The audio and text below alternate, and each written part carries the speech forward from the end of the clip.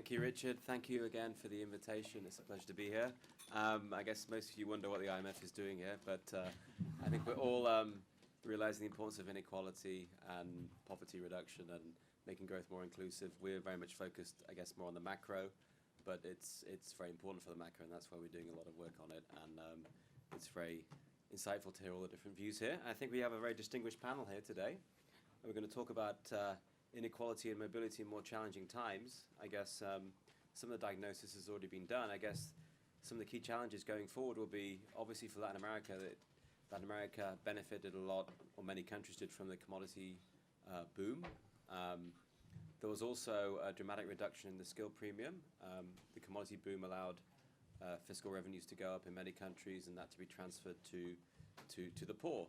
So the question is, now that we have a possibly new normal for commodity prices and particularly oil prices, what does that mean for the fiscal resources available to many governments? Is that going to mean a dramatic change in redistribution and therefore inequality trends?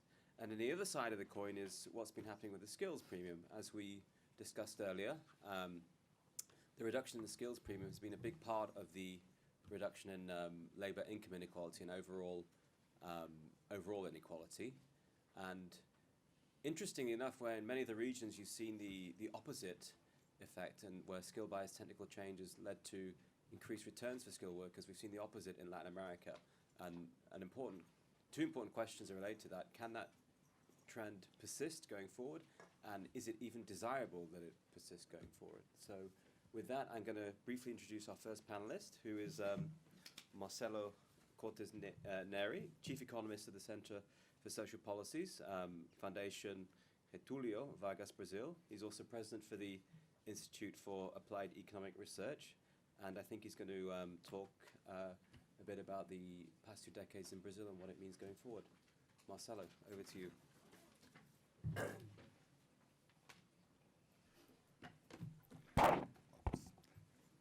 Good afternoon. Thank you very much for the very kind invitation. Really enjoying being here. I think the object of this seminar, is the most important for our generation. So it's as the going back to democracy was for the previous generation. I'm not exactly the son of the democracy, not young enough, but so I think it's what we're discussing here is the most important thing. It's going, and I think it's rather important to know if this story is still happening or not, if inequality is still falling. So what I'm going to try to do here, in a sense, is to give a sequel to Chico Mystery Story with 3 different changes, with a few changes. First, I'm going to look more like into per capita income, less into labor earnings, as he did, so be further from the mechanism where things happening, changing, but closer to the welfare, to the results part of the process. I will also try to incorporate more the growth part into the picture. I know it's on inequality, but I think we're really going to have to be very serious about growth, and because it won't not only determine the fiscal space, but in the end, at least I'm after social welfare increases. And the third thing I will try to look more at more recent data, look at the data of the current decade, and compare it with the previous one. So this is my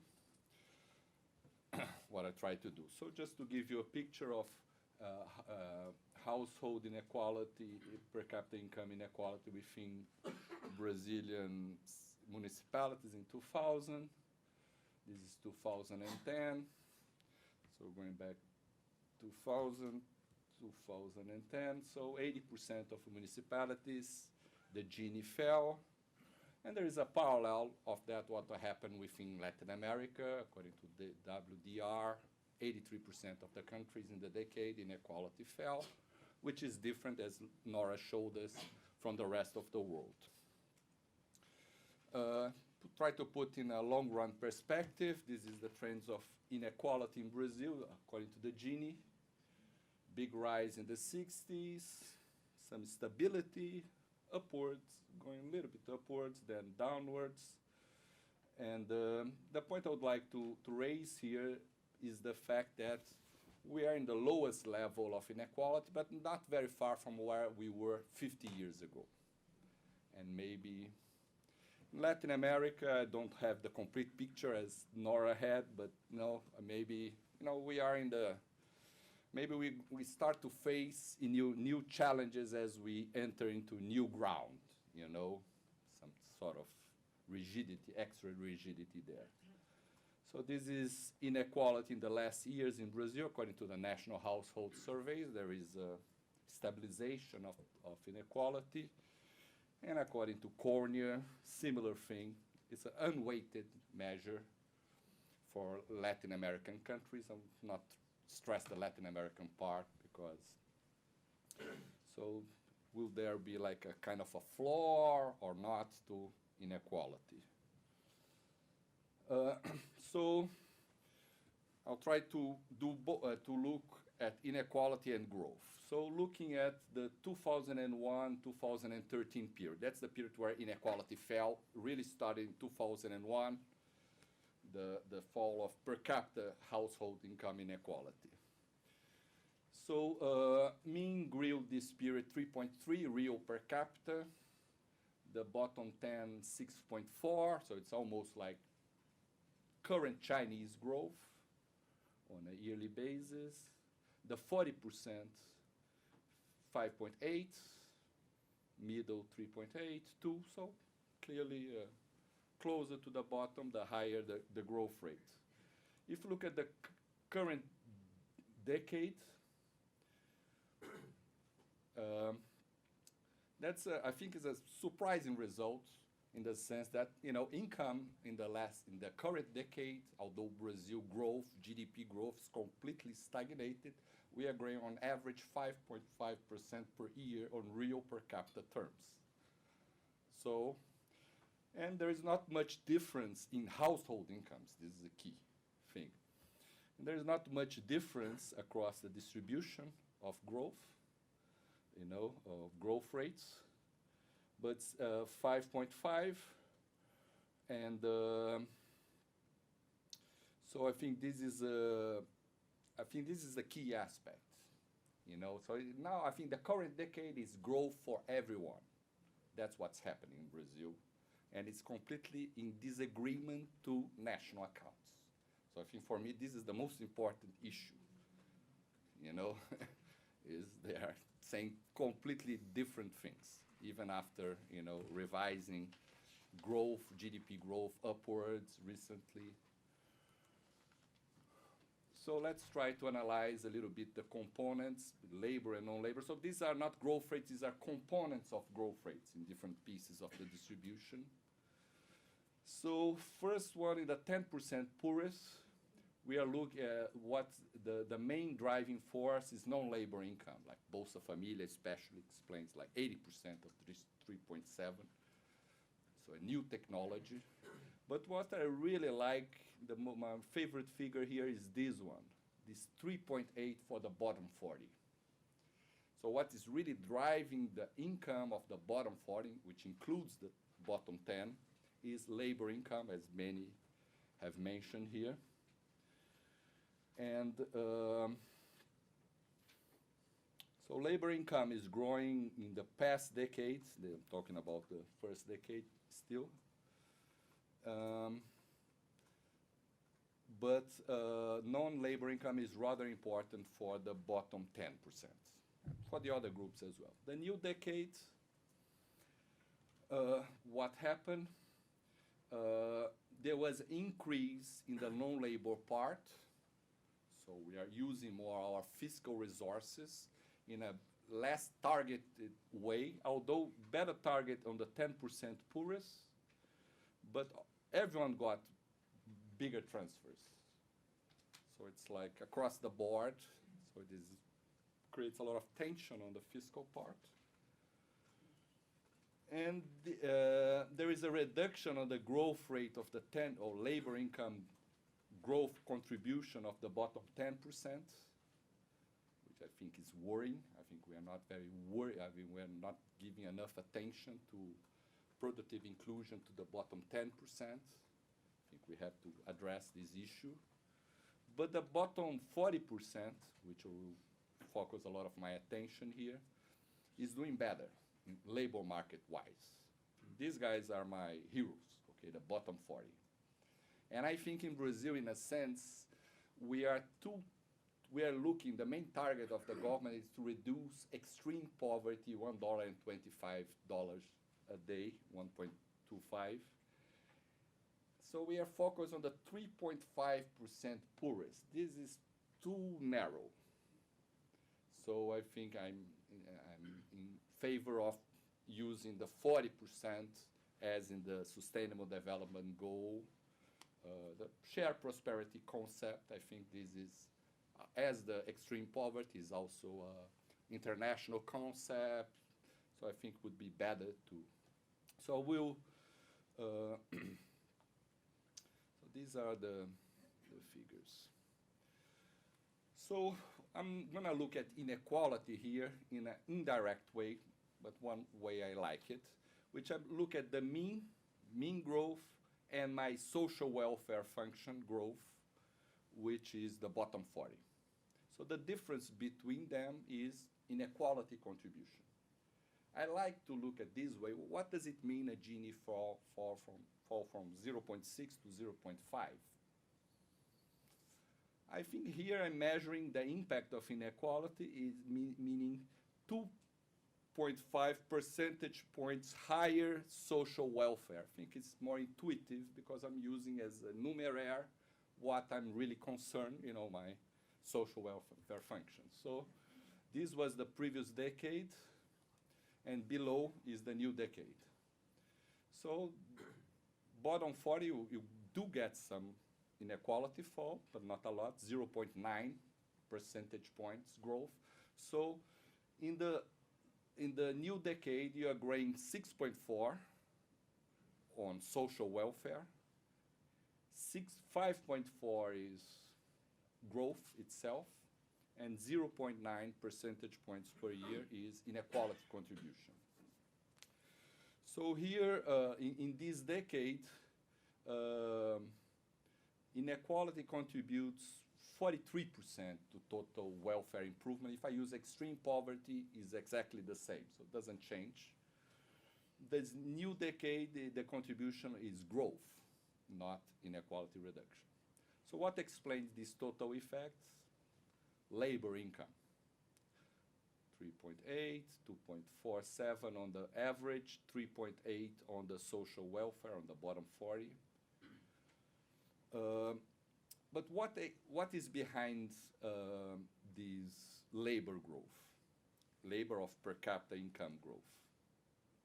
It's not quantity effects when you look at household level, and in the new decade we are getting negative quantity effects. So one margin that we had, which was to incorporate new people into the labor market, this is playing against us now.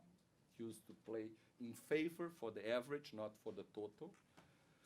So this is a space that we lose.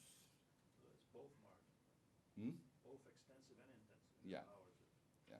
Hours and but quantity, you know, effort, labor effort in general, okay? So the main driving force is rise of labor income, not of those who are in families who are participating in the markets.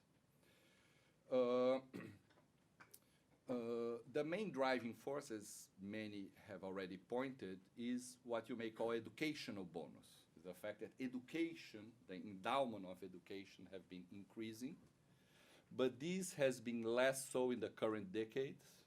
The growth rate has fallen somewhat compared to the previous decade, so we are losing ground. Maybe it's harder to improve education once you already have done that for a while. What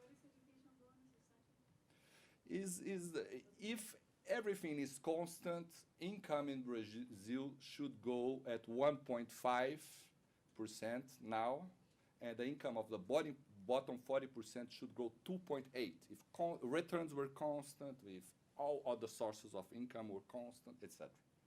So it's the main driving force of both mean and especially social welfare growth is increase of education. Not the returns, is a quantity. This is the returns. So the returns of education were bigger for the bottom. Now they are bigger they went up. So this is a sign also of you're hitting your head on the ceiling. Your prices, wages are going up. No quantity effects. So it's two sides of the same thing, of some kind of restriction in the labor market. Okay. So I think the main point I would like to raise here, that's why I'm not talking about, I'm talking about inequality and I'm talking about income distribution and mobility, not inequality and mobility, okay? Is the fact that if we are concerned about household behavior or household social welfare, we should look at mean of household income or household consumption. Although there is, as I showed, a kind of a parallel between Latin American countries in inequality reduction, there is no counterpart in terms of growth, and especially in terms of household income growth. So this is household income growth in different Latin American countries, 2003 to 12, using Sedler's data, Leonardo generated especially for me. So, and this is, I mean, Peru, you know, the G4 is here, Colombia, Peru, Chile is down here, is not as good. Brazil is doing pretty well here, not GDP-wise as much as. So I think we should have to look at both concepts, GDP and household surveys, because it's implicit when we look at poverty, at social welfare. So, so this is, now I'm moving to 2003 to 2012, to 2013, because this is a period where we started, inequality is falling since 2001 in Brazil and in Latin America, but this growth part only resumptions after 2003 recession, okay? So this is GDP growth, 29.6 real per capita, and this is national household survey incomes, twice as, for the whole period, as GDP. And this is the median. So here you incorporate some of inequality. But here it's a big difference. So the median is growing 3 times faster than GDP, while the mean is growing twice as faster, more or less, than GDP. So I think this is something we should be looking at, trying to understand, because it's not that it happens in Brazil, it doesn't happen in other places, it happens the other way around. There's a work by Revellion that shows normally it's the other way around, you know. So what explains that? So there is like a per year, in this 10-year period, 2% per year growth difference, percentage points. If I look at productivity and labor income according to PNAD, it's 2 percentage points. So it's similar, okay? So it's, so what explains that? So we did a decomposition here, which I think is a fortunate thing, is the fact that the nominal series are normally overlapping in the long run. Okay, so there's not nominal GDP and nominal PNAD. They are growing at more or less at the same rate. The difference relies on the deflators used. Implicit deflator is running 24 percentage points above the consumer price indices. There's not much change if you're looking at the more restricted basket or bigger basket, or for the rich or for the poor, but implicit deflator is much higher inflation, than consumer price indices, which is relevant for social welfare. You know, and you try to see what people consume, how their incomes moving. So the real is the. So what explains that? One story that people tell is terms of trade, this explains, but only 17% of this gap. So this is not the big difference, not terms of trade, what you consume domestically and including exports and imports, okay? There is also a difference in deflator between private consumption and domestic absorption of 24 percentage points, but the book is implicit consumption deflator and CPI. This is 41% of the difference. So the good news is that it's easier to understand what's going on. I have to look at the price indices, so we maybe have to go back to the good old times and look at inflation index and to understand what's going on, etc. Thought I retired this part, but maybe useful. And but the bad news is, you know, wages, changes, you know, non-labor transfers. There's some sort of rigidity, but inflation rigidity is much smaller. You know, like you have wage rigidity, but inflation. So these things could change rather fast, if you know. So maybe part of the story, what's behind that, is the fact that Brazil in the last few years have done a lot of things to reduce, you know, reducing taxes on consumption, on food baskets, on labor, things that benefit consumers but didn't benefit producers. So that also explains why investment in Brazil is low. Returns to capital have been falling, which is bad for investment. It's good for consumers, but bad for investment. So just one word on the personal income taxes. Okay, we don't have many studies, just a couple of studies in Brazil on that. They show a little bit of the same thing. So what they show? Personal income tax, there's a work by Marcelo Medeiros and other people using the tax returns. They show first, inequality is higher, 31% higher than we expect, combining both PNAD and PAT tax. So income inequality is higher. Inequality nearly didn't fall. So these are the bad news.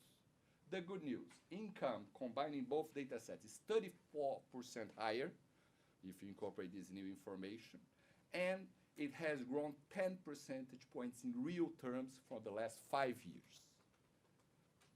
So if I accept the personal income tax data, I say, well, Brazil just lived a full economic miracle in the last 5 years, grown at 10% a year. I don't think we did, unfortunately. It's just we're incorporating peoples into taxation. I think it's very hard to, you know, to say what we learned from that. You know, people are being. But the point I would like to make is the following. If I accept this new data, we're in better shape because the good news are better than the bad news. The per capita social welfare grew 1.5 percentage points above PNAD. You're growing 2 percentage points a year above. Inequality has gone, didn't fall, but in the end, it's good news. So I think it's a good example that we shouldn't look so much at only inequality, because otherwise we are going to, you know, throw the baby, you know, to go together with the water bath. So let's try to update the discussion. So I'll bring you data that came out yesterday for March 2015, more restricted, PME, monthly employment survey. So there's a kind of a worrying thing. This is a very much a moving average thing. I'm going to show the not smooth it series. So this is March 2015. Things are starting to move down very, very fast. Okay, this is a moving average. Just like 3 months, change it. If you just keep these bad results, this is going to become like here soon, you know, if we keep this trend. This is the beginning of where we had an adjustment. This is the crisis. But look, throughout this period, the mean and the median had reasonably high growth. I'm talking 5% real per capita for both years. For you know, the median reached nearly more than 10% in some months, but it's falling fast here, okay?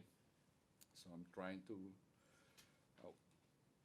This is inequality, per capita earnings inequality of household labor income, okay? So this is the fall that Chico was showing us, like 10 percentage points in 12, 13 years. So it's really something very rare to see, not in Latin America in these last years, but in history. I mean, maybe Europe after the war, or the US at some points, and Krugman. It's really a fall, and here we see a deterioration. So we are relatively going around the trend, but in the last months, maybe not. This data is consistent with the stabilization between 2011 and 13 here. Stabilize what the National Household Surveys. So I think that PNAD 2014 that will come out in 6 months, if this data is good, we did some exercise, a good forecast, will be good news. But just in the next one will be bad news. So it's, if I look at, just to complement Chico's presentation, different periods, this is the differential growth rates of people with no education, female, black people, big households. Normally, they are still, the green one, they are still growing above the mean and more than the previous period. The horizontal inequality is falling. But the difference is the fact that before, incomes of blacks were rising more than the incomes of whites. Now incomes of black are rising and the incomes of whites are falling. Incomes of people with high education are falling and low education is rising. So this might yield some tensions, you know. So just to, so look at mobility. I'm using here the median as a simple, and I'm using here the same data, 12-month change. People, the red one are people who cross the median from top to below, and the green one from below to the bottom. 2 minutes, okay. If I use a median for the whole period, the good news are increasing, the bad news are going down. But if I use a median, a moving median, every year I use the median of every year, then the bad news are increasing and the good news are. So I'm going to use this one. So it depends on what I think. I think people have more or less stable, you know, references, or I'm, you know, because as we saw, you know, median was growing throughout the period. So if I'm incorporating these new aspirations, the bottom one is the most relevant one for. So just 2 final slides. So how, using a simple binomial logit, education explains people going up. More educated, you're more likely to go up if you were down. And the returns to education in terms of mobility is falling, and it's still falling in 2015. So the idea that the returns to education have to fall, I mean, were falling and maybe have to rise because they are rising in most of the countries, didn't yet happen in terms of mobility in Brazil up to 2015. And using a standard Mysserian equation, these are the year effects, and this is the interaction term, also didn't revert yet. So the horizontal inequality, I mean, the impact, the returns to education are not reverting. They were falling and they didn't go up yet. So we didn't see this story yet. So, and looking the series that I promise this is preliminary because this I had to do, in the train, with no spatial deflators, So the last data point, I don't put my hand on the fire for that. But look how fast this reversion is going. Just 2 months. And the problem is the median. The median, we never had, even in the times of demonstrations we had in Brazil, this is a very good predictor of demonstrations. You see, when income falls here, people go to the streets, And here as well, we just had big demonstrations in Brazil. The difference that maybe the João da Silva will be the streets as well because he's now paying the bill, the cost of the adjustments. Just make a long story short, just to give some fuel for the political scientists on the room, okay? We have a survey with people, sample 3.8 thousand people. If they went to demonstrations or didn't go and didn't agree with demonstrations, the 2013 Confederations Cup. To make a long story short, first component is corruption. Corruption is a big problem. Third biggest problem that led people to demonstration. First was health, but corruption is important. So this is part of the picture, and this will reduce. Brazil is very different from other countries because tax burden, as President Lagos mentioned, tax burden in Brazil is very high, 38% of GDP. So it cannot go up, especially if the economy is going down, and the perception of corruption also put additional pressures. But in general, people who were in the streets, who participated in the demonstrations, are people with higher income, much higher education. And if I do a model to select the variables, the main variable that explains joining demonstration is you use internet as the main source of information. So there is a new technology there. In Brazil, Latin America, except maybe for Argentina, Chile, the poor, they don't use this technology. So that's why they don't have access. Just 50% have access. But in general, I cannot reject the hypothesis that groups that lost relative room in the income distribution are more likely to protest. I'm not saying that is the single thing behind. It's a very complex phenomenon. There is corruption, there is other variables.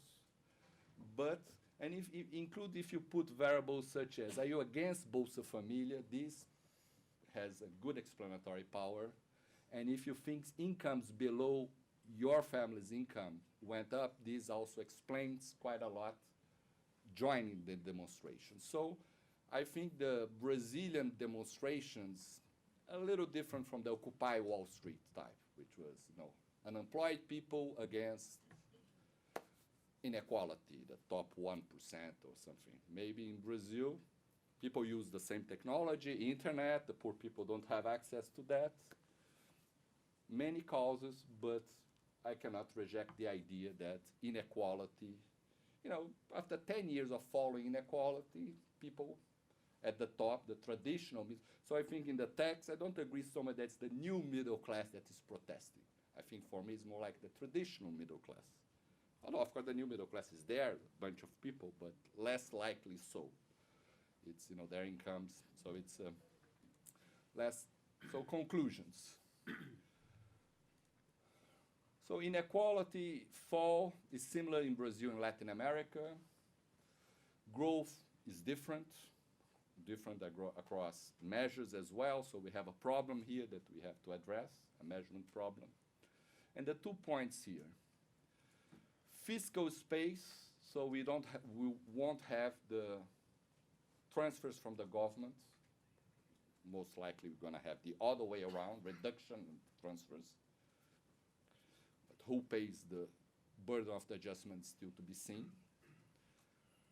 Returns to education, we didn't see yet coming, the fall of returns to education.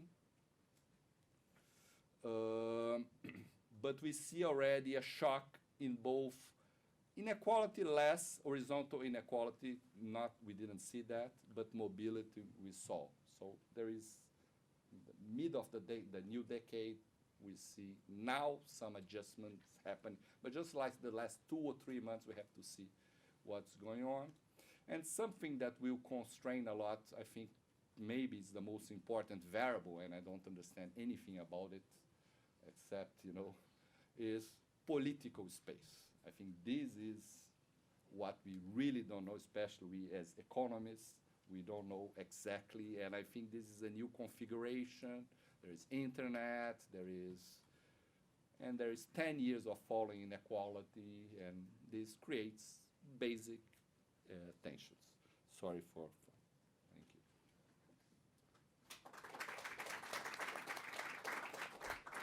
Thank you, Marcelo. So our next presenter is Daniel Lederman, who's a lead economist at the World Bank, and he's also the deputy chief economist for Latin America, and he's worked on a variety of related issues, and we look forward to Daniel's presentation. But I guess we're running a little bit behind schedule, so if the remaining speakers can limit it to 12 minutes, so we have a little bit for Q&A, that'd be great. Thank you. It's great to have a IMF moderator keep us on time.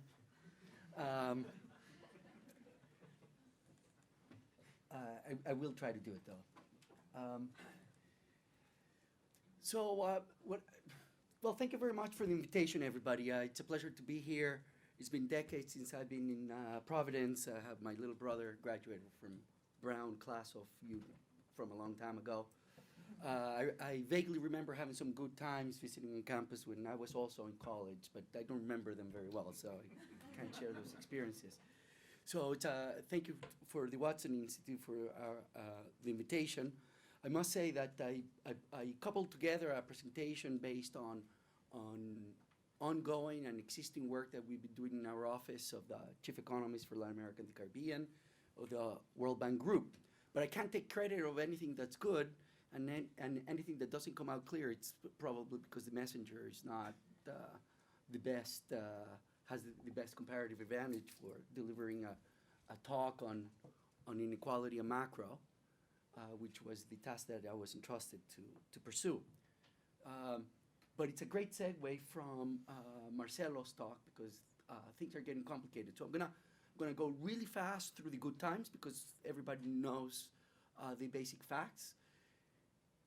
There are some things that we haven't discussed yet of what happened during the good times. And I'm gonna show you some heterogeneity in wage performance based on household survey data between countries that experienced terms of trade improvements during the boom years and countries that didn't. And I'm gonna show you what happened also across sectors within those countries. And most of that work is done by Carlos Rodriguez Castran, who's sitting there together with Luis Cord and Ana Maria Genomi, who are in our poverty practice at the World Bank. Right, so the fall of inequality and lack was unique. You don't see those falls in China, the United States, also countries that use income Ginies. The comparison with other middle-income countries is a little bit more tenuous, because most countries, developing countries in the world, use consumption Ginies. But it's fair to say that everything that we've been discussing today is unique to Latin America, with some exceptions which might come into play. For example, Costa Rica. Where's Rebecca? Costa Rica is different than, in a sense, it looks more like China, which is an interesting. Because it was plugged into the China, it was plugged into the Asia factory thing, and so it's an interesting question to keep in mind. So one thing that we did a year ago was that it's related to what Marcelo was saying about be careful with your deflators, right? And from the point of view of individual welfare and households, not all households are the same. They don't consume the same things. And so what we did was that we tried to combine household surveys from Latin America that have a consumption module with the employment surveys. and then we tried to do compute deflators that are specific to deciles. So the poor consume in their basket of consumption a lot more food as a share of total expenditures. In general, the poor consume much more tradables as a share of total expenditures because the rich buy private medicine, a private school, some people even hire architects and engineers to build their next house and things like that, whereas the poor have to buy food minimum, and those are tradable goods. At least in theory, they might be locally non-traded because of transport costs and other things. But when you look at the household service and you look at the consumption baskets across households, and then you deflate, you recompute the Ginies, the story of reduction of inequality in Latin America seems to hold, but it's with less power, right? So there's the nominal Gini that basically assumes that all households consume the same thing, so you deflate, so you don't need to deflate because you're comparing relative incomes with a common deflator. It doesn't really matter. When you adjust those incomes to purchasing power, given the differences in the consumption bundles of the households, the reduction in inequality was less dramatic, but dramatic nonetheless, right? So also an interesting thing. This is the Welton trio, the co-movement between household income, labor income, returns to education. We've talked a lot about it. All right, so this is the new thing from Carlos's team. It comes from the, Carlos, I was asked to cite Cord, Genomia, and Rodriguez, but I actually didn't check that it's actually cited in that study. But Luis Cord, Genomia, and Carlos just published a very nice report on shared prosperity and poverty eradication in Latin America, and I believe that this chart comes from there. So it's everything that's good about it it's due to their own efforts. So on the left side, the three sets of bars on the left side correspond to countries that did not experience a trade terms of trade boom. And we define a boom as average annual improvements in terms of trade of greater than 1% during the period of the boom 2003, 2013. It's a little bit past the boom, but let's ignore that. On the right, we have all the countries that did experience the boom. And then we pull all of those observations from households. There's some sensitivity of these results to how you do how you use the expansion factors in the household surveys. But in general, the relative trends are the same. So what we're plotting here is the growth rates of real incomes, purchasing power parity adjusted, base 2005. So you can see that the boom countries across industries, tradables, non-tradables, low wages are things like construction. Non-tradables, high wages are things like professional services, employees of international organizations. So it's the engineers, the doctors, the dentists, and the construction workers are in the low wage sectors. And then we pull all tradables together. So that's mining, agriculture, and manufacturing. So you could see in the boom countries, incomes are growing in real terms across all industries. And they're growing for the least skilled workers faster than others. And I'll show you the differences, right? In the other countries, and Marcelo had a slide based on household survey income where his list of countries that had experienced negative household income growth correspond to the countries on the left. And I quickly checked that the countries match, and it's more or less the story, okay? But you can eyeball already that it's been in the household income stagnating countries, which are the countries that didn't experience in terms of trade improvement. Rebecca and Costa Rica is there. But also Mexico, Uruguay, because actually didn't experience more than 1%. And El Salvador is there, and the Dominican Republic. Okay? So these are household incomes. So it's not going to jive necessarily with GDP real numbers that people have in their minds. Okay? It's also PPP adjusted. So remember that there were appreciations in the countries on the right. There were either depreciations or at least not forceful appreciation. So the PPP adjustment also plays a dampening role in terms of reducing growth rates on the left side of the countries that didn't experience terms of trade booms. Okay, so this is just data. As I said, there's some sensitivity to how you pull household observations across countries and industries. But roughly speaking, everything that I checked before coming to Providence suggests that even though the size of the bars might change, the relative growth rates are more or less what it's in this picture. So this is this is the growth rate of the wages of unskilled workers minus the growth rate of the wages of low-skilled and medium and high-skilled. And Carlos will tell you what the definition is, but they're based on levels of education, right? So you can see in the boom countries how it's really progressive, right? The unskilled wage rate grew by 2 percentage points more than. Yes, but it doesn't really matter, right? Because this is zero. Yeah. 3 weeks ago, I hurt my left eye, so I did this graph with my left eye, with my right eye closed.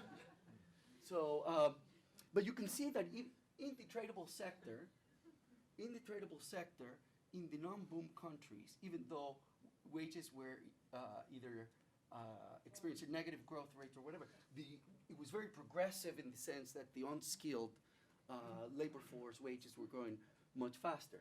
But the progressivity of these things doesn't seem to be whether or not they experience, right? There's progressivity in the sense of unskilled labor wages growing faster than medium skilled or low skilled workers also occurs in the non-booming countries, in the non-tradables and tradable industries, especially in the non-tradables with high wages.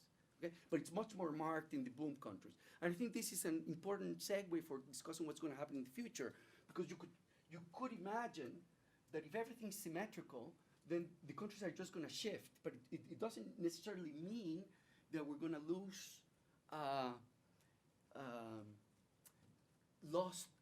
ground out the success in reducing inequality. Just because we're experiencing negative terms of trade shocks doesn't necessarily mean that we're going to begin to lose ground on the inequality dimension, because in the past, even the countries that did not experience terms of trade booms also experienced, because of the functioning of the labor market, also experienced much higher wage growth among the unskilled and the skilled labor force. All right. Okay. So now's the current situation, or I'm going to discuss a little bit. What we're seeing at the bank is that, perhaps unexpectedly, the region is now with much less policy space to maneuver, to react. And Rebecca was making this point in her introductory remarks, right? And it affects both on the both monetary policy as well as fiscal policy. So I'm going to develop that idea a little bit further. Right? So this is the growth, what's worrying all of us. Originally, we had this graph only with this bar, and this bar, but that looked too close to the finger, so we added a fourth bar. We added a fourth bar, but really what's really worrisome is that we seem to be reverting back to growth rates of the 1990s. So that's sort of worrisome, and that's important to keep in mind, because the policy challenges that the region is facing is not only how to maintain the social gains, but how to pivot to a pro-growth policy agenda at the same time that we want to maintain the social gains. Right? So these are net imports of commodities. You can see the decline in terms of trade for commodity exporters. You could see that Costa Rica and the Dominican Republic are actually benefiting since January 2001, different data set. You see the most major economies are experiencing declines in terms of trade, but Costa Rica, Dominican Republic, and the Caribbean islands of the OECS community are actually benefiting. But most of the region is facing very difficult external environment.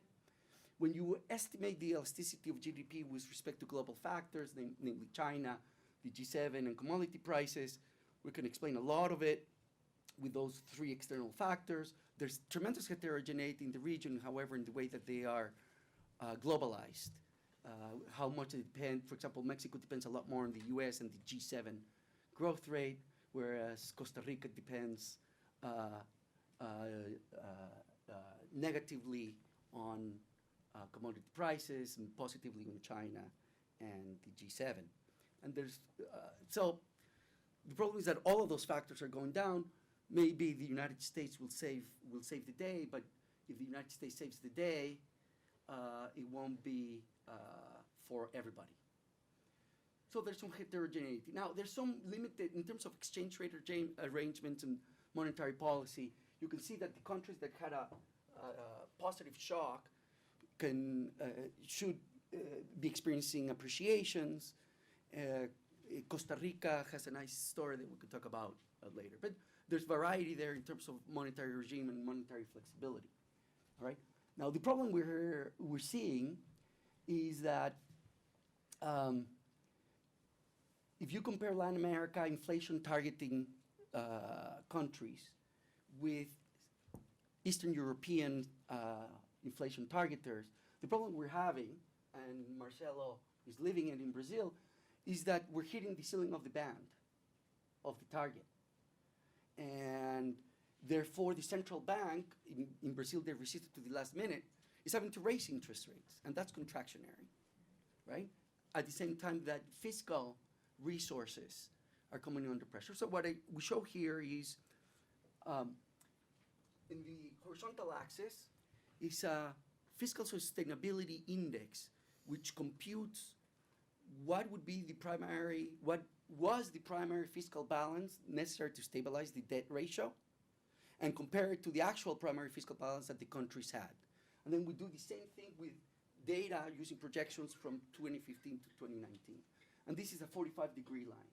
And there's been a dramatic worsening of fiscal space because we move further away from primary surpluses or even deficits that are consistent with stability going forward in debt ratios. So unless markets permit unimpeded growth of debt, we have fiscal adjustments ahead of us. Yeah. And from the growth perspective, from the growth agenda perspective, what's particularly worrisome is that we find ourselves with limited fiscal space because of perverse debt dynamics, because we expanded expenditures that are not investment. That's what that graph shows. On the vertical axis, how much of the change in the primary fiscal on the government expenditure side was due to investments as opposed to anything else. And you can see, and Costa Rica is a champion, and it's a specific story, and I understand some of the questions that Rebecca has been asking us. I was in San Jose last week. Now, looking ahead, what happens to the labor market is going to be crucial. We believe that employment is much more friendly to equality than real wages, in spite of everything. So if you run a cross-country panel estimation, Gini's on the left side, employment on the right side, real wages on the right side, and food prices, these are the coefficients that you get, right? And the problem that we're having is that the slowdown has been much more permanent than we expected, and unemployment is beginning to creep up. In fact, in the case of Brazil, I believe the numbers are now even higher than 5.5. In December, it was 4.2. Now we're like 6.2, something like that. So employment, the quantity things that Marcelo are very, very important. Okay. So we have tight fiscal space and fiscal adjustments forthcoming. I think that the social transfers that are targeted can be protected because they're actually a small part of G, of the government, teeny. In the case of Brazil, a share of GDP is less than 0.5% of GDP. If the government is 38% of GDP, then you can compute the number yourself. The problem is that we also have these non-contributory pensions, but those are very difficult to move because you need major legal changes. Sometimes it might even require constitutional changes in some countries. So what we're going to see is sort of this piecemeal of trying to reduce what in the United States are known as tax expenditures, little special tax incentives that were provided to the private sector during the past few years, and they're going to try to reverse that. But that's probably not enough to stabilize the debt trajectory. So we'll see what happens, but it's very tough going ahead. The scripting inflation, so inflation targets are beginning to tighten, higher interest rates, lower investment, lower growth, and that explains a little bit of why Latin America's deceleration has been much more severe than the rest of the emerging market. The scripting unemployment I just mentioned. Essentially, this is where Marcelo and guys like me end, which is that we know that it's a time for leadership because we don't know how to resolve the politics of this. But it's clear that social compacts are under duress. And all of this is happening in the middle of corruption scandals, which are important for the following reason. Because it's stalling both fiscal reforms and structural reforms pro-growth, including quality of education reforms, all sorts of things. We're going to have to deal with it. And as Joaquin Levy said, Petrobras is going to take its course. We'll see where we land. Thank you.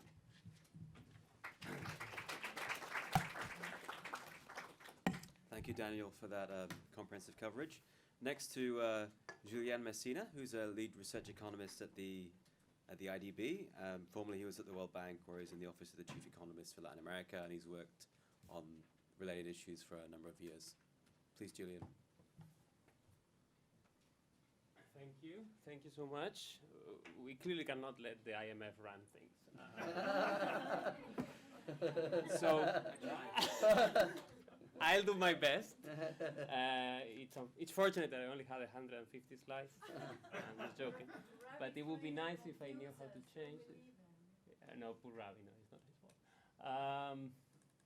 But I'd like to thank Nora, President Lagos, and Brown University for this invitation. I'm learning a lot. I'm enjoying it very much, and I'm very much looking forward to it, to the rest of it. I talk after very smart people who have very intelligent thoughts. So in the end, maybe I will be able to actually go fast because many of the things I wanted to say have been said already. And this is not going to be a presentation of a paper. It's more some thoughts about why inequality has been falling. And the theme of the panel was, what can we expect moving forward? I know less than Chico, but I will try to speculate about it. So some facts, we know inequality fell in some other countries, some other middle-income regions. Inequality was actually growing. In the US, was growing. So it's kind of unprecedented. And Nora made the case very clearly that labor incomes were important, but obviously non-labor incomes and transfers had a little bit of a role. This is here. But the bulk of the inequality reduction during the 2000s had to do with what happened with the evolution of labor. So it is important to understand why labor income inequality was falling. This is the same graph that Danny presented, so I can skip it. But what this shows is that labor income inequality seems to be very related. The evolution of labor income inequality seems to be very related across countries with the evolution of the wage premium. This is just one measure of the wage premium. So there clearly has to be something in the relationship, or the wage premium may have played an important role in this reduction in inequality. While this was happening, and I want to stress something that has been said already, all countries were experiencing a tremendous educational upgrade. So, supply and demand forces, there is a big increase in education in all countries. So it's not very surprising that the wage premium is falling. And at the end of the day, maybe this may be the very common factor, as Nora was saying earlier. But as you will see in some of my slides and in some of the research we are doing, there are also country stories that are different. It's not the same to be a commodity producer or a non-commodity producer. One aspect that I like to highlight that has been highlighted already by Daniel, but before that presentation I didn't see that highlighted so much, is that we typically look at the wage premium, the return to education, the wage premium of tertiary versus primary. We haven't looked very much about what happened with wages in general for different people. You have, and you have stressed, Nora actually stressed that, it depends on how you do these things, that the wages of people who have tertiary education have fallen in real terms. In this particular graph, in the case of Brazil, for instance, in this particular graph, we are doing something a little bit different. We are keeping constant.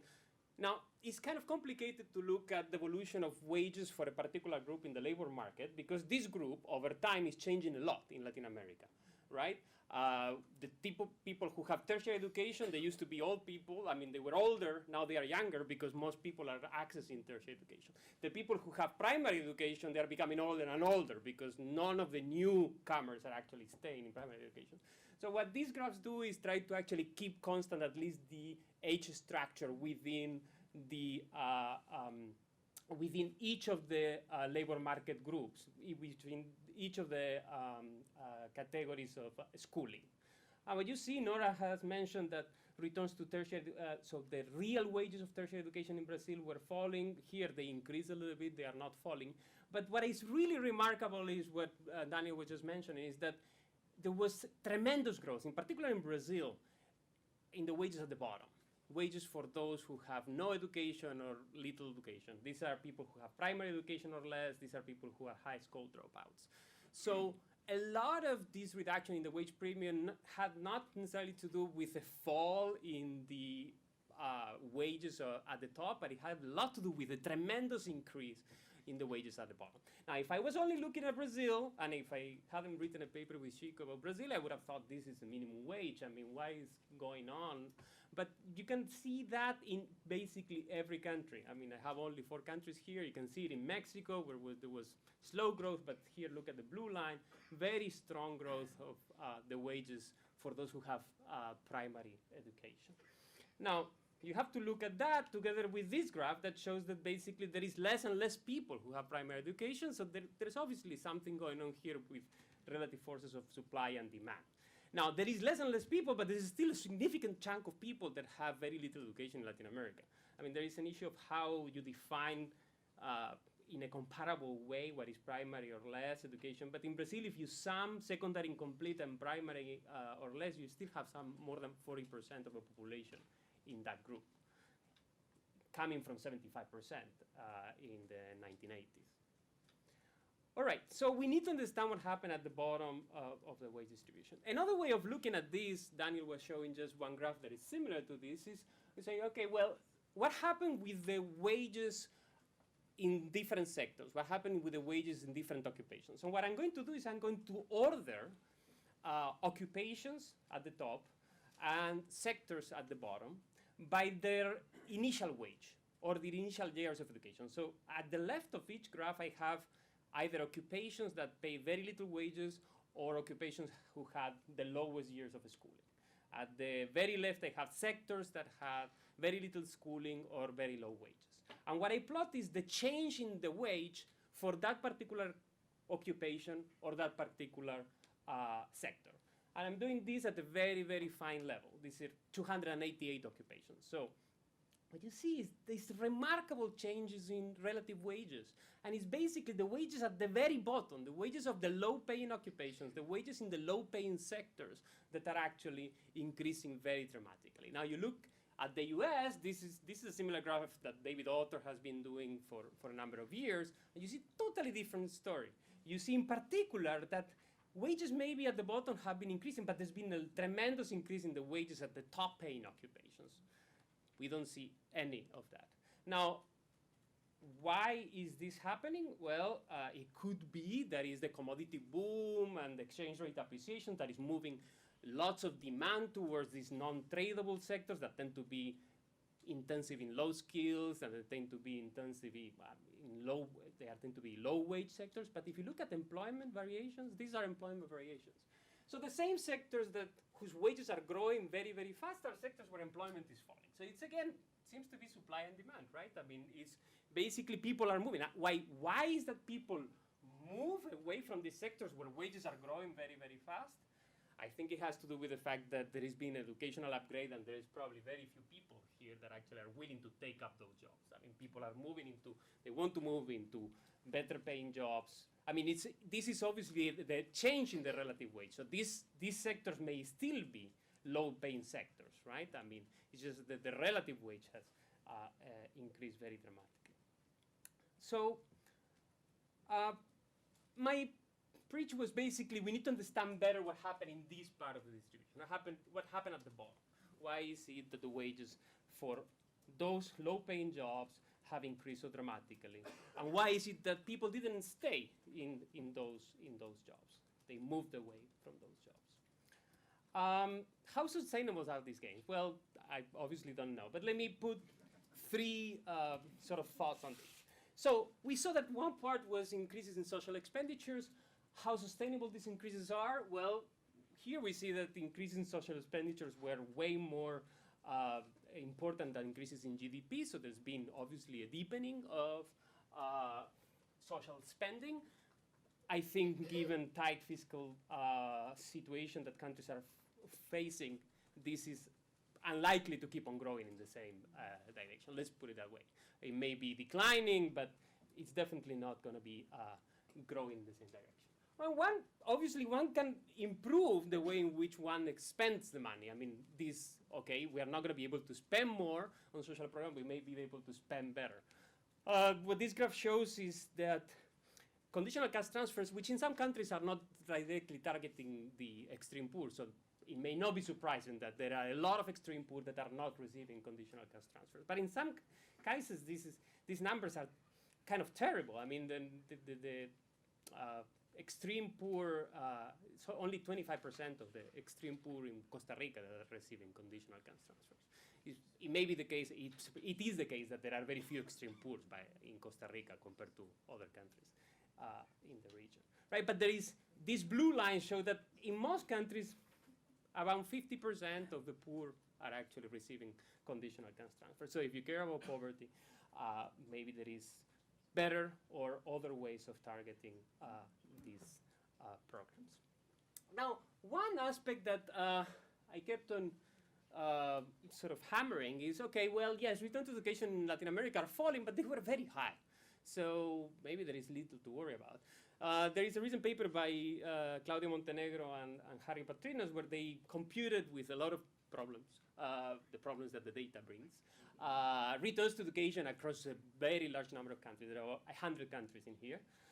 And what you see indeed is that Latin America is the only region where returns to education are really falling, but the returns to education are getting into sort of the moderate area. I mean, I wonder to what extent the returns to education can keep on falling without actually reducing the incentives for people to actually get more education, right?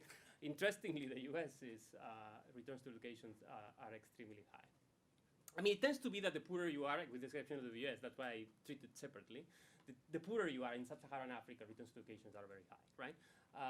But in Latin America, the reduction, we are below East Asia and Pacific right now in terms of returns to education. All right, so what are my concluding remarks? In the short run, I think there's going to be very limited space for the further expansion of social policies. So on that front, it's unlikely that we see a deepening in the reduction of inequality associated to those, although there could be some rationalization of expenditures, and there could be hope of actually rationalizing expenditures to target better. In particular, the poor. I mean, obviously, inequality doesn't have to be the goal of social policies directly. We are facing slow growth, and typically in the world, when low growth happens, it tends to hit the bottom stronger than it hits the top. So that could actually be inequality enhancing, in particular if unemployment starts picking up. But, you know, against all this, there is this rapid expansion in the supply of education. So if the supply of education keeps on expanding, maybe, and this was the main driver of this very rapid increase in the wages at the bottom, we may actually see some of that still going on in the years to come. So that was about the short run. Let me just show one graph that I think that I love, which shows what basically shows this is our PISA results. These are PISA results. On the vertical axis, you have the average score, and here you have the impact of socioeconomic background of the family on the test score. Okay, so if you want, what we label this graph is the more you move to the left here on the horizontal axis, the more mobility there is, the less influential the family is. And obviously, the more you move to the top, the better the outcomes are. So where is Latin America? This is the average across PISA countries, the average score of the kids, and this is the average impact of parental background on the test score. So you have 4 quadrants here. Where is Latin America? In the very doomed quadrant of very low performance and big influence of parents in the education of the kids. In particular, one comparison I like a lot, I mean, there are issues with this thing that we can discuss, but one comparison I like a lot is comparing Argentina with Indonesia. Argentina is a country that is doing more or less at the same average level of Indonesia in terms of test scores, but the influence of parental background on the test scores is tremendous. So I will finish with President Lago mentioned it's a cheap comment, but I think it is important, and we need to hammer on it. That in the medium to long run, clearly the region needs to improve the allocation of talent, and we are doing a poor job in that respect. And unless we provide better skill provision for the low and middle classes, it's going to be very, very, very difficult that we move away from these very high levels of inequality.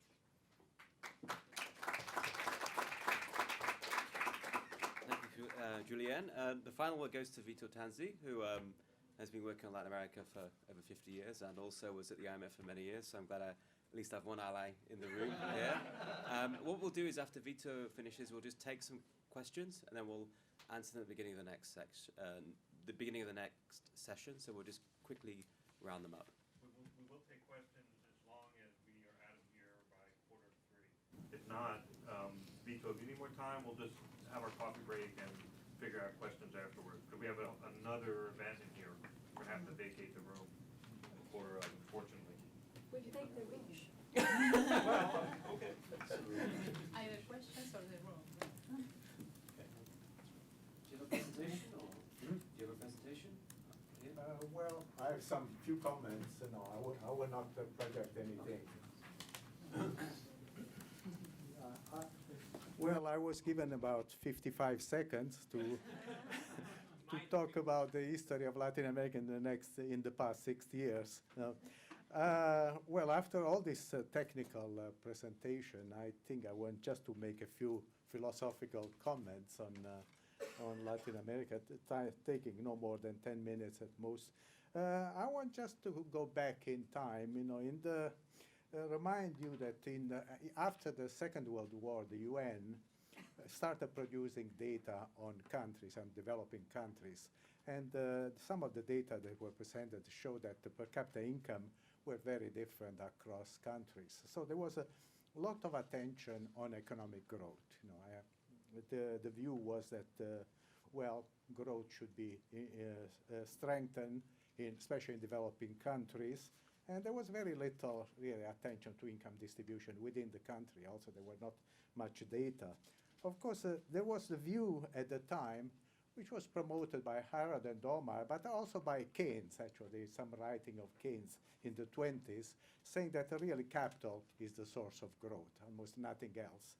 And of course, capital could be produced by public or by the private sector.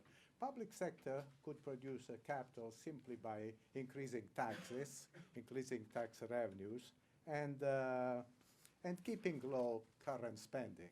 So at the time, there was no view that education, health, etc., could contribute to growth.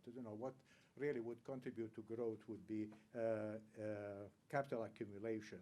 In the case of private investment could be promoted by the creation of infrastructure by the public sector, but also by tax incentives. There was a lot of attention, if you were around in the late 50s, in the early 60s, about tax incentives. There was also a lot of attention to put the personal income tax. There was a lot of tax advice, missions, normally headed by Americans, that went to Latin American countries and recommended the personal income tax, very high marginal tax rate. By the way, at that time, the personal income tax in the U.S. was seen as the ideal tax. Things have changed dramatically over the years. When people were asked in survey what is the ideal tax, they said the personal income tax. So that, to remind you, there was the Declaration of Punta del Este that created the Alliance for Progress that set as the goal for the following years to reform tax law, demanding more from those who have most. This was the view. It called for the reform of tax structures, including fair and adequate taxation of incomes. The Alliance for Progress created a program in Washington with which I was involved for about 10 years when I was a university professor as a consultant. And the largest part of that program, really the important part, was the joint tax program. There was very little else. There were a few people doing little things. But the joint tax program, which was added at one point by somebody who became a president of El Salvador, Alvaro Magana, and then by an Argentine, Manuel Rapoport, this went around in Latin American countries to advise countries to both increase tax revenue and do it through the personal income tax. In the 70s, by the way, at that time there were lots of studies on tax performance. I contributed to some of those. You would go to country and say, well, your tax level is much too low than the average. We have the econometric studies which show that your tax level should be 20%, but you only have a 14%. And so this was there were lots of debate, between the Organization of American States, in which the Alliance for Progress was nested, and later on also between the IMF and the World Bank with the policymakers of various countries. There were lots of incident studies at the time on taxation. There are people who made a lot of money, Richard Byrd, Charlie McClure, etc., that went to various countries and estimated the incidence of taxes with the questionable assumption, of course. Was always very difficult to do that. And then things started to change, mainly in the 70s. The attention moved from real investment of countries, moved to health, education, etc. This was going to be the solution to the problem of growth and also to the problem of income distribution that started becoming important at the time. So that the assumption was that more spending for this kind of things would bring about a lot of good things. Well, countries, unfortunately, they were not able to increase tax revenue. In those years, there was a very little increase. And what they did, they started going to the central bank and having central bank finance spending. Of course, this brought a lot of inflation. Somebody asked me what was the Tanzi effect. By the way, at the time, I wrote some paper showing that if you have a very high inflation, the level of taxation goes down rather than goes up. And so this what happened. At the same time, the country was spending more and more for education and more for health and less for investment. And investment, in several papers today, there's been the view that income distribution has improved at the national level, but has not improved regionally within countries. And that is a problem. Really, if we want mobility of people within the countries, I think the structure of investment is very important and the facility of people to move around. The incident study shifted progressively from taxation to expenditure. Nora has been involved with some of this, and I must say I have had some discussion with her in the past about some questions that I have. In 1974, I wrote a paper that at the time was very much cited. It was also published in a couple of places called Redistributing Income to the Budget in Latin America. And in that paper, I started raising questions about some of the assumptions which were made in estimating income distribution. And the point is very simple, and I can summarize it for lack of time very quickly, that many of these studies don't take into account the fact that you have a lot of corruption and a lot of inefficiency. You know, I've contributed to both areas of economics, and I know that inefficiency can be very, very great, even in developed countries, and corruption can be very great. So if you assign in the budget a certain amount of spending to be done, spend on the bottom 10% of the income distribution, and you assume that the benefit that the 10% receives is equal to the spending, but you have a lot of corruption, a lot of inefficiency, then you have a problem, you know. And not too long ago, I was in Peru, and I took a tour around the country, and people were complaining, you know, that we want to move to Lima because the school teachers never show up. You know, they are being paid. We assign a benefit supposed to the students, but the benefit goes to school teachers who get salaries. So this is really a problem that I think we have to, I don't know how to address it. As I said, I've talked to Nora more than once on this, but it's very difficult. It's easy to make the point. It's much more difficult to take account of it. Clearly, cash programs suffer much more than this, although obviously cash programs can also be directed to people who are non-deserving. You know, we have lots of problems that in disability pensions, for example, where people are not disabled. People have been seen in Italy playing soccer or driving taxis. They have got pension for being blind or not having legs. You know? So this is a rather common problem. So we have to take into account of this. One final point I want to make, I have lots of other things I want to say, but I don't want to go beyond the time, is on taxation. You know, we have had probably today less discussion of taxation than I would have expected, you know. And I mentioned the Alliance for Progress view that income taxes would go up. The bottom line is that, you know, if you look at the data for Latin American countries, outside of Brazil, Argentina, and to some extent Uruguay, all the other countries, you know, they have not increased much the level of taxation. I was in Colombia in November in a conference, and the ministers said that they wanted to cut taxes, and the level of taxation in Colombia is 17 or 18% of GDP. So that you have a problem that, you know, what in Latin America, a point I've been trying to make several times, I've been trying to encourage the IMF and the World Bank, the IDB, to make a study of this, and they've never done it. It's the following, it's very simple. If you look at the distribution of income between capital and labor in industrial countries, you find that labor account for 65, 70, 75%. If you look at the Latin America, labor account for 25, 30%. So much of the income goes to some vaguely defined as capital income. Well, if you look at the statistics on personal income taxes, they still range around 2%, no more than that. Even in Brazil, they're extremely low. And it's really remarkable how low they are. Well, what happened? You know, we had in the late 70s, I wrote a paper, which is a very nice paper, by the way. If somebody is interested, send me an email, I'll send you. It was published in the Revista de Economía Mundial a few months ago on the difficulty of taxing the big.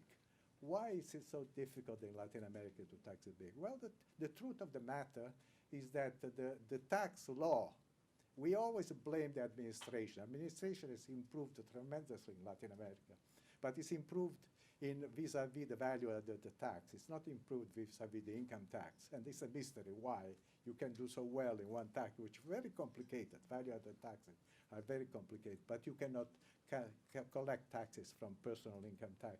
Well, the truth of the matter is that the Washington Consensus, the work by Lucas, by Larry Summers, by others, told the countries that you should not tax capital. Capital should be taxed at very low rate. So the rate of taxation on dividends, capital gains, and so forth have remained very low or have even been cut. The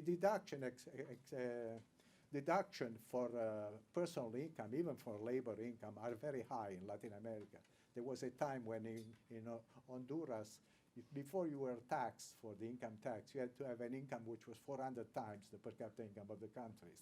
Well, now it's not as bad as now, but essentially, when you compare to the U.S. to other countries, so the bottom line that legally, and forgetting evasion and informality, etc., legally, we have made possible for very rich people to pay very, very little taxes. Whether this is a good thing or bad thing depends on which side of the economic spectrum you are. If you are on the extreme right, you say it's a good thing because growth will be promoted. If you are on the left side, you have different conclusion. Thank you very much.